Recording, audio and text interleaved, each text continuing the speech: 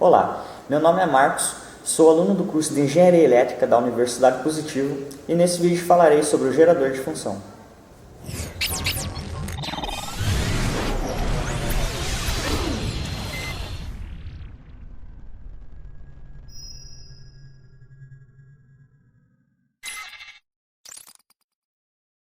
O gerador de função é uma fonte de sinais que combina várias funções em uma unidade, variando a tensão no decorrer do tempo, gerando dessa forma uma onda senoidal, uma onda triangular, uma onda quadrada e suas derivações, como a onda dente de serra e a onda retangular.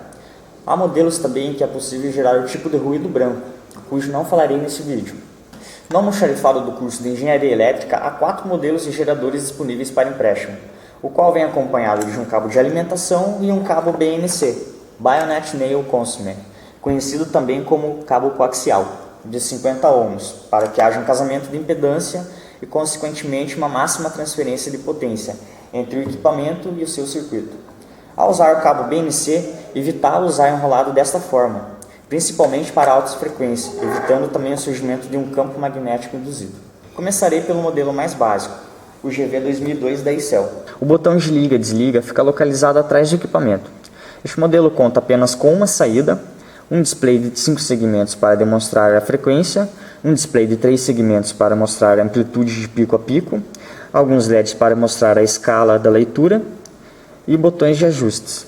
O diferencial deste equipamento para os demais é que o potenciômetro de ajuste de frequência é de 10 voltas, dispensando o uso de um ajuste fino para a frequência.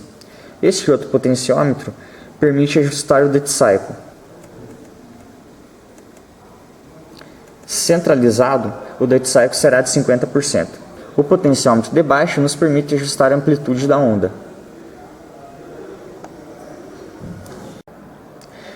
Para atenuar o sinal de saída, usamos esses dois botões de atenuação de 20 dB e de 40 dB. O próximo botão, de nome Wave, nos permite selecionar o formato da onda, sendo um para senoidal, 2 para onda quadrada e 3 para onda triangular. Este outro botão de nome Range nos permite selecionar a escala da frequência, de 1 até 7, sendo que para 7 o valor da frequência atinge até 20 kHz.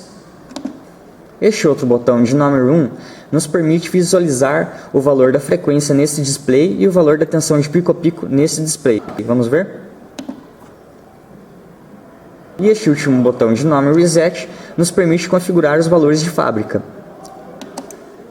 sendo um para o formato de onda e um para a escala de frequência. Agora vou falar do segundo gerador de função, o MFG 4200 da Minipa. Neste segundo modelo, o MFG 4200 da Minipa, há alguns recursos a mais, como ajuste de duty cycle, offset, simulação de pulsos TTL e CMOS, e também a varredura de onda através da entrada VCF, Voltage Controlled Frequency.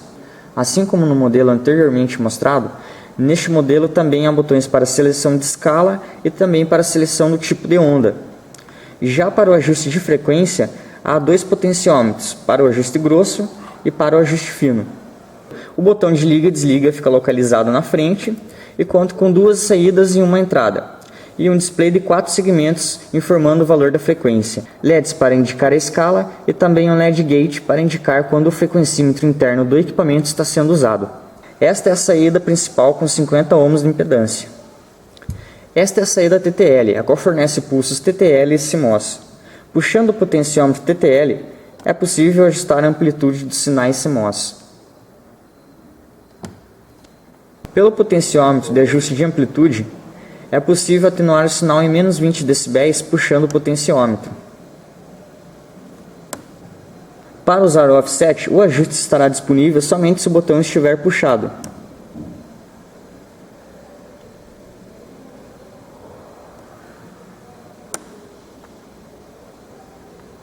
Caso esteja usando um osciloscópio para verificar o ajuste de offset, lembre-se sempre de usar o acoplamento na escala em corrente contínua. Caso contrário, se estiver em corrente alternada, o osciloscópio não deslocará a onda.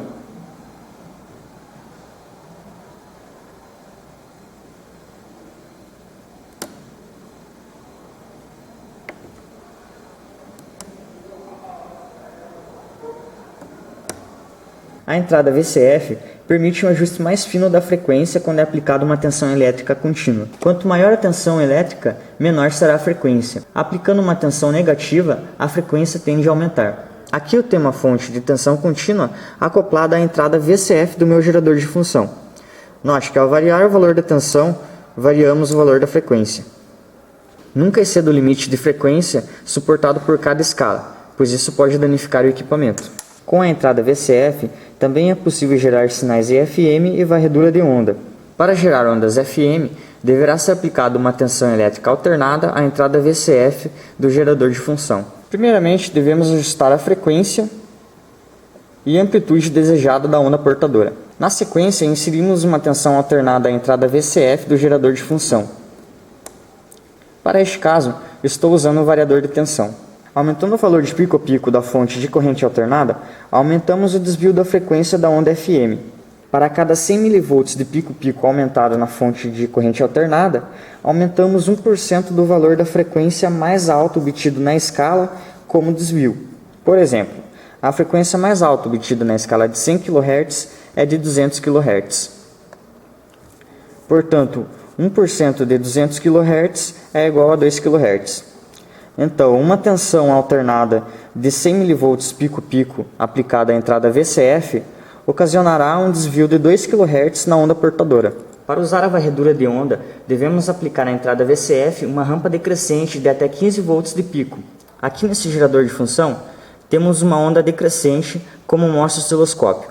A saída desse gerador de função está ligada ao canal 2 do osciloscópio e também à entrada VCF desse gerador de função. Agora vamos ver o canal 1 do osciloscópio, onde está ligada a saída principal desse gerador de função. E aí está a varredura de onda. Ajustando a amplitude da rampa decrescente, podemos ajustar a largura da varredura de onda. Ajustando a frequência da rampa decrescente, ajustamos a taxa da varredura de onda. O terceiro modelo abordado hoje é o GV10 da marca Excel. O botão de liga e desliga fica localizado na frente do equipamento. Há botões para seleção no formato de onda, botões para selecionar a escala da frequência, um display de LEDs de 4 segmentos indicando o valor da frequência e LEDs que indicam a escala da frequência atual. LED Gate, que indica quando o frequencímetro é acionado, e um LED Overflow, que indica quando o valor da frequência ultrapassa o valor da escala selecionada, utilizado quando o frequencímetro interno é acionado. E botões para selecionar a amplitude de atenuação, ajuste de offset, ajuste de duty cycle e também na frequência. Puxando o potenciômetro de amplitude, atenuamos o sinal de saída em 20 dB. Este outro potenciômetro nos permite ajustar o nível offset da onda, e só é ativado quando o potenciômetro é puxado. O próximo potenciômetro nos permite ajustar o duty cycle da onda, e só é ativado quando o potenciômetro é puxado. Ao centralizar o botão, o duty cycle estará em 50%. Girando para a esquerda, o duty cycle diminui. Girando para a direita, o duty cycle aumenta. O último potenciômetro nos permite ajustar a varredura de onda. Esse modelo disponibiliza 2 saídas e 2 entradas. Uma saída principal de 50 ohms, uma saída que simula pulso TTL-CMOS, porém nesse modelo não é possível ajustar a amplitude, somente o duty cycle. Uma entrada utilizada para o frequencímetro interno. Quando colocamos uma frequência na entrada do equipamento, é possível medir a frequência através de display, acionando o botão OSC Count. E mais uma saída localizada na traseira do equipamento para VCF, como mostrado no modelo anterior. Para usar o frequencímetro interno do equipamento GV10 da marca Excel, devemos aplicar à entrada CONTIN uma frequência qualquer. Estou usando para isso um segundo gerador de função. Aplicando uma frequência à entrada CONTIN do segundo equipamento, neste caso de 23 kHz e meio, basta selecionar o botão OSC Count. E então teremos o valor da frequência disponível no painel do equipamento. O LED Overflow indica quando a frequência ultrapassa o valor da escala. Por exemplo, 23 kHz e meio, o nosso equipamento indicará Overflow, pois a escala estará em 100x. A frequência máxima que o equipamento irá ler é de aproximadamente 200 Hz. Como a frequência na entrada CONTIN é de 23 kHz e meio, devemos selecionar o botão 1K. E então conseguimos ler o valor da frequência. Desapertando o botão OSC Count, voltamos a usar a frequência interna do equipamento, ajustável pelo botão de frequência. é possível também gerar um sweep interno, a varredura de onda interna, sem necessidade de aplicar uma rampa à entrada VCF do equipamento. Para isso, basta selecionar a frequência máxima desejada da varredura de onda, a amplitude e ligar a função de varredura de onda no potenciômetro sweep, girando para o sentido horário. Ao girar o potenciômetro de largura para o sentido horário, iremos determinar qual é a frequência mínima de corte.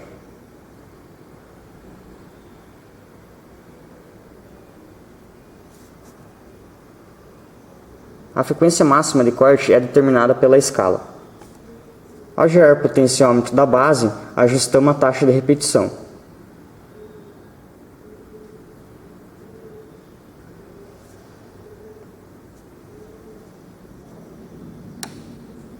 E finalmente aqui temos o último modelo e mais completo disponível no almoxarifado do curso de Engenharia Elétrica da Universidade Positivo, o MFG 4201, da marca Minipa. A única diferença deste equipamento para os três últimos mostrados é que ele conta com mais opções de atenuação, de menos 20 dB e menos 40 dB para o sinal de saída e de menos 20 dB para o sinal de entrada, quando o frequencímetro interno for usado.